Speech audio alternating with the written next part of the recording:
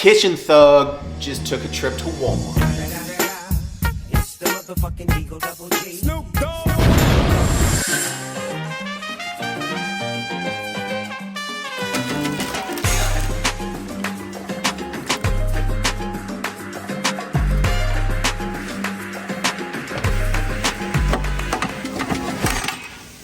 You!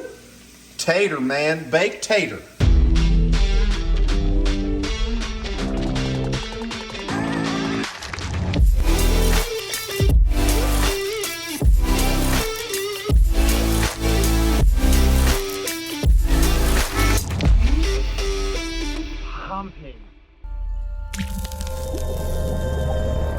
I'm currently in Colorado at a nice Airbnb, stocking the fridge and kitchen for the next week.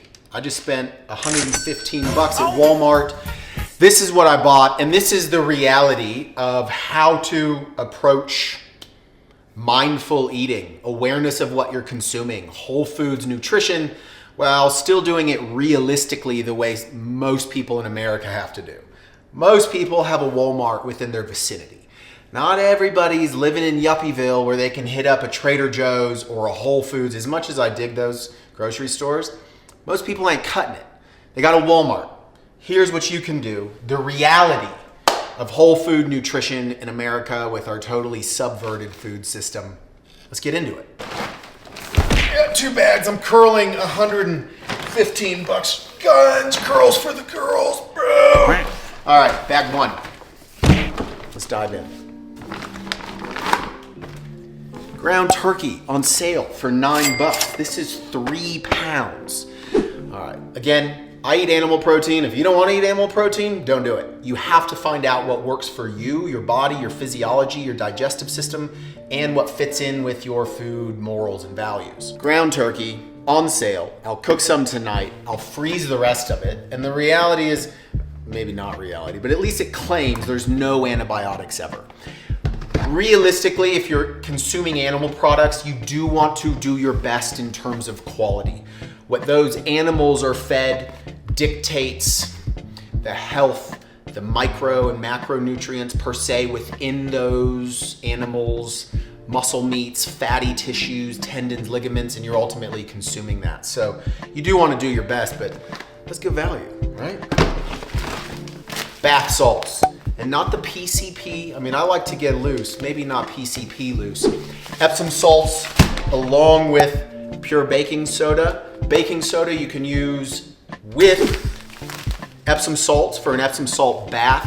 I believe the bicarbonate, helps magnesium cross the dermal barrier, helps the absorption. You can also use baking soda bicarb to wash vegetables.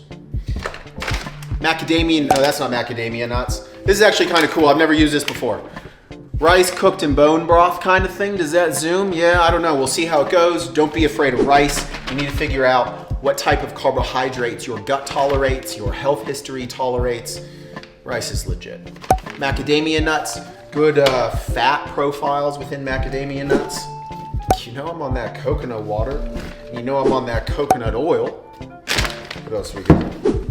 Canned whole oysters. Will my phone zoom on that? Yeah, there we go. Get it in water. Do not eat canned anything in vegetable oil. Think of these as essentially vitamins.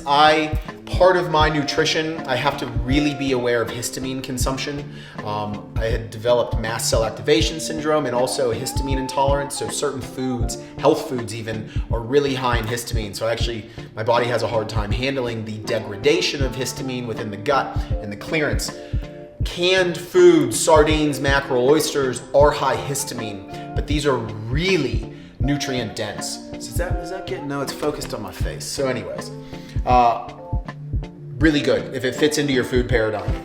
There's a lot of good health practitioners out there that cite if vegetarians and vegans would at least introduce forms of shellfish and bivalves into their nutrition, it would be a much more well-rounded nutritional approach.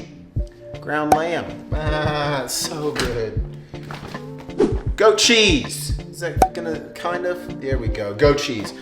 The reality is dairy products are essentially high in calcium and bioavailable calcium. The reality is you have to look at the bioavailability of foods. Yes, there might be a study that shows broccoli has this much calcium, but then you have to take into account how much broccoli do you have to eat and how bioavailable is that calcium within that broccoli. The reality is dairy, A, it's delicious. Come on, cheese, but it is rather nutrient dense.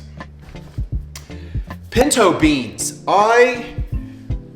With some stomach health issues I've been working on, there's some really interesting train of thoughts out there, the Karen Hurd bean diet. I stopped eating a lot of legumes with the awareness of the paleo diet, autoimmune protocols, lectins and phytates and all of that, so I haven't really eaten beans in a long time. Beans, or at least this bean diet via Karen Hurd, have a research if you want, it is actually quite fascinating. There's a high affinity for beans, if cooked well, right? So I'm gonna cook these for hours on the stove, to bind and help you excrete bile. With some various issues I've had with Lyme, mycotoxin illness, really trying to look after my liver, but also get my detoxification systems shunting and excreting toxins or byproducts. What happens is those things can start being excreted in bile through the digestive system, but picked back up and recycled, recirculated. So fiber and beans, kind of if eaten as a standalone, can really help bind bile in the gut. So I'm gonna start trialing that out and testing that out. That's all. Another thing of coconut water. Good for potassium, good in smoothies, it's delicious. Bag 2. Good thing I'm so buff. Curling these bags. Rice cakes. I was with a very good friend of mine just recently, and we're at Sprouts. I start unpacking the groceries, and this psychopathic woman got unsalted rice cakes. What type of an insane sociopathic individual wants to explicitly self-harm themselves just with the taste of things with unsalted rice cakes? Rice cakes are legit, lightly salted. Go with peanut butter, avocado. Sometimes I'll put some fried eggs on it. Good source of carbs if you need it. Eggs, right? Again, we're at Walmart, the reality of life. This is Walmart's organic eggs. Do I really fundamentally trust Walmart's organic eggs? I'd rather get it from a farmer down the street, but most people in America get some eggs, right? Don't be afraid of eggs. If your doctor is telling you don't consume yolks via cholesterol issue, find another doctor that has better awareness of cholesterol consumption and the downstream effects on blood lipids, but you also need to look at the rest of your diet and systemic inflammation. And it's probably not the eggs you need to eliminate, it's all the other bullshit you're eating. Gluten-free bread, come on. You know what I've been on a kick on since last year's Indonesia trips? Peanut butter and jellies. There is something essentially good and wholesome and delicious about a peanut butter and jelly sandwich. Hey, I know what'll cheer you up. Hey, where the hell's my banana thing? It's peanut butter jelly time, peanut butter jelly time. Where yet? Green onions, organic from Walmart. Vegetables, fiber, there's little micronutrients, minerals, and vitamins in vegetables. Let's increase our fiber intake.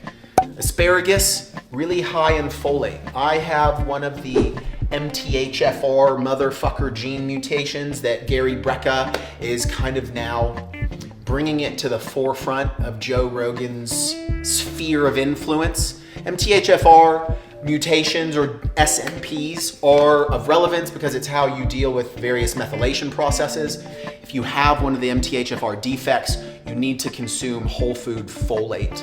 Asparagus is really good for that. And again, since it's not organic, look at the Environmental Working Group's Clean 15 list. I believe asparagus is on the Clean 15 of commercial vegetables and fruits that are lower in pesticide. But I can soak it in bicarb, and that is shown research to reduce pesticide residue. Sliced mushrooms.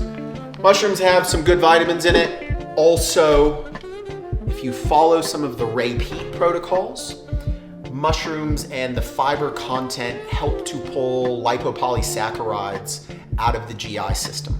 I've had GI issues since I was like 4 years old, and genetically have like in the history of family Crohn's and IBS, and like great grandpa just smashing Tums all day, every day. So I look after gut health. So cooked mushrooms, you want to cook these. I think raw mushrooms, there's some chemicals in it that you shouldn't consume too much. Cucumbers, right? Oh, this is it. Pomegranates. I adore this fruit. Super high, anything that color is super high in micronutrients, right? Vitamins, minerals, little chemicals and enzymes that your body uses for all sorts of various processes. They're a pain in the ass to cut open. I've tried all those like cut it open things you've seen on like TikTok where this guy just does this like perfectly executed pomegranate and then it's like, oh, eat it, it's so easy. I've never once sufficiently or effectively cut open a pomegranate. Ginger for various cooking recipes, curries, but I do ginger tea. Plantains, green, I'm all about that starch, bro. Feed me some carbs. Red onion, right? Source of quercetin, other things, it's good with meat. What else do we got? One more thing. Apples. I eat a lot of apples, both raw and cooked. I often bake them in the oven with a bit of cinnamon, salt. Then it's like this warm, gooey kind of apple-y thing that's epic. Or I kind of just boil them until they go soft and it becomes this like apple saucy thing that's like a good side dish for like scrambled eggs or something in the morning. So you're getting your protein, some fat, and your carbohydrate. That's my Walmart trip. That ain't bad. That's a good haul. That'll feed me solidly for a week. I could pick up some more animal protein at some point, which I will. Probably some chicken, some fish maybe, but that's it. The reality of shopping in America, if you're not all cashed up, driving a Tesla, going to whatever that overly expensive LA-based yuppie grocery store is. Not Whole Foods, the other one. Anyways, cool. I hope it helps you. Any questions, comments below. That's the oven. I'm roasting whole potatoes. You've seen that on Kitchen Thug before. Peace.